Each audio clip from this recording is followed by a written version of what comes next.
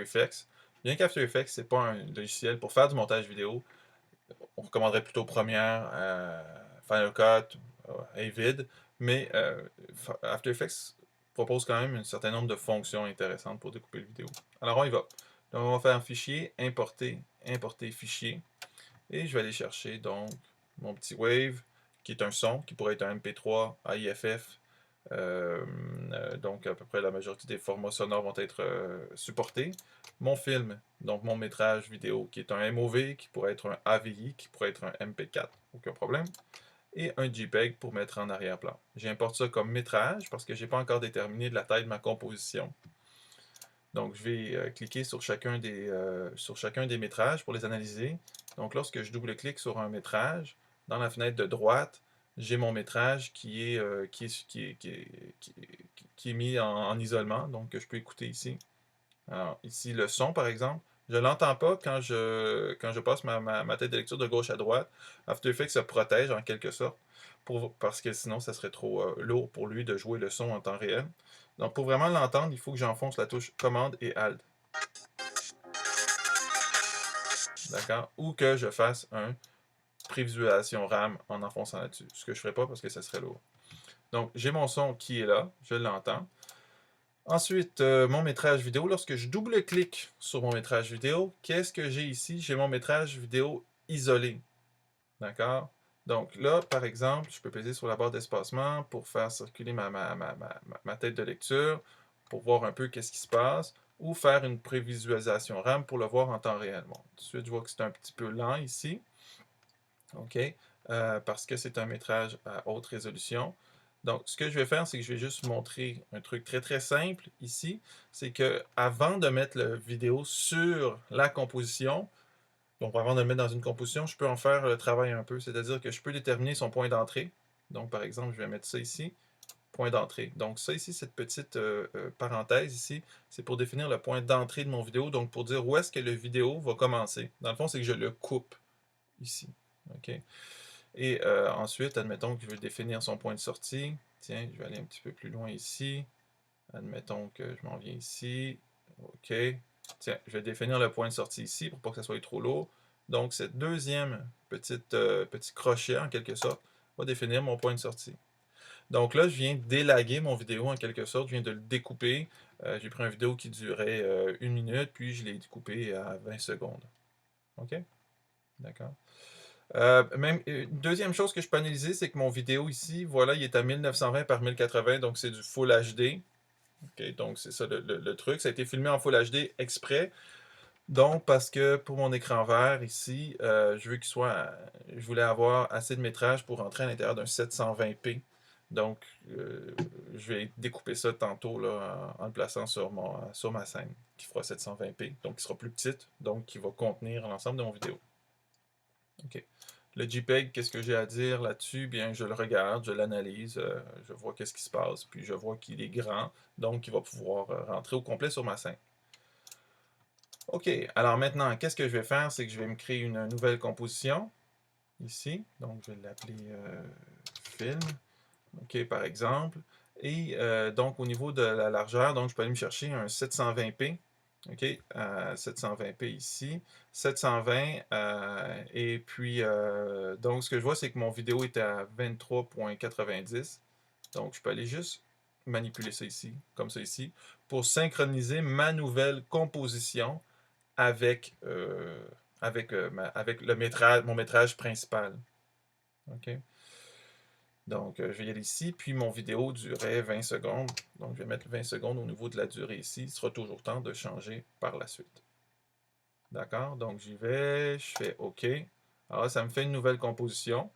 Et je vais prendre mon métrage principal, donc mon vidéo, et je vais le draguer à l'intérieur de ma composition avec la touche majuscule pour qu'il soit centré. Donc, je vois que ça dépasse. Alors, je vais aller me mettre à 25%. Et comme je vous disais, donc, ça a été filmé exprès pour que lorsque oups, ça c'est toujours un peu ici. Pour que si je mette à l'échelle, donc mon vidéo, pour que ça vienne entrer à l'intérieur de cette zone-là. Donc, je vais voir juste où il y a du vert là, pour les besoins de la cause, ici. Donc, je reviens dans ma composition. Donc, seulement où il y a du vert. Oh, il y a un petit coin ici. Alors, je vais tirer ça avec majuscule pour ne pas rien déformer. Voilà. Donc, ça y est. Maintenant, mon métrage principal est mis. Je vais mettre mon arrière-plan, donc ma classe qui est ici, en arrière. OK, je vais fermer l'œil de ma composition et je vais venir mettre à l'échelle ma classe aussi en enfonçant majuscule. Donc, mon arrière-plan vieillot. Voilà. Donc, j'ai mis ma classe en arrière-plan. J'ai mis mon métrage principal. Et tiens, pourquoi pas mettre mon film, mon vidéo, ma musique tout de suite. OK? Donc, ce que je remarque, c'est que lorsque j'ai inséré mon vidéo, je l'avais déjà coupé. Donc, on voit qu'il commence au moment où la coupure s'est faite. Puis, il y a un petit indice d'ailleurs ici qui m'indique qu'il y en avait avant qui restait du vidéo. Donc, en effet, c'est vrai. Oups! Tu vois, ce que je disais, c'est que mon vidéo, le point de sortie a été défini là, un petit peu avant la fin de ma composition. Je peux l'étirer ou le réduire hein, a posteriori, là, juste en cliquant sur la fin du vidéo, j'ai une petite flèche. Même chose pour ma vieille classe ici. Je veux que tout dure un petit peu plus longtemps que la composition, juste pour être certain que il n'y a pas de noir, donc il n'y a pas de vide à l'intérieur de cette composition-là. OK, parfait. Donc, tout est en place. Je pourrais peut-être enregistrer à ce moment-ci. Voilà, j'enregistre mon projet pour ne pas tout perdre. Et maintenant, ce que je vais faire, c'est que je vais aller découper mon vidéo. Donc, tout simplement, je vais cliquer. Attends, je vais me mettre un petit peu plus loin parce que là, je me fais rire moi-même en me regardant dans la vidéo. Ben, là aussi. Bon. Alors, je vais cliquer sur mon vidéo ici. Donc, pour le découper, mon vidéo, il faut aller chercher un effet. Ce qui est le but de After Effects, c'est de proposer des effets. Donc, on va aller dans Effets. Alors là, on a plusieurs effets qui peuvent s'appliquer aux vidéos. Par exemple, des effets de netteté, des flous, toutes sortes d'effets de transparence de fil qui s'apparentent un petit peu au fil de Photoshop, mais beaucoup plus vaste, avec toute une gamme d'effets qui pourraient s'appliquer justement au métrage divers. Autant au métrage audio qu'au métrage vidéo, ceci étant dit, qu'aux images. Donc, nous, on va aller dans masquage, parce que c'est juste quelque chose de simple qu'on va faire. Donc, on va aller dans Keylight 1.2, parce que Keylight 1.2, ça va très bien pour faire ça. C'est vraiment la meilleure solution. Donc, keying, c'est l'idée de venir couper du vidéo un peu comme ça. C'est l'idée de venir couper le vidéo en transparence, de venir créer des couches de transparence sur du vidéo. Donc, je n'entrerai pas dans tous les réglages de Keylight. Il y en a beaucoup, OK?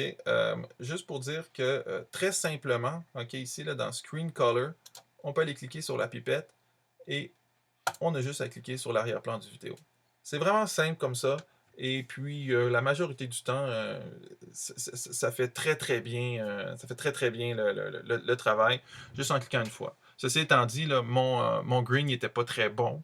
Il était fripé. L'écran vert devrait être lisse. Il y avait des choses en arrière. Puis même là, on voit que ça a fait un super bon travail. Là, même si je zoome ici, là, si je zoome, je vois que les objets là, sont disparus et que mon film peut jouer et que j'ai en arrière-plan la scène qui est là.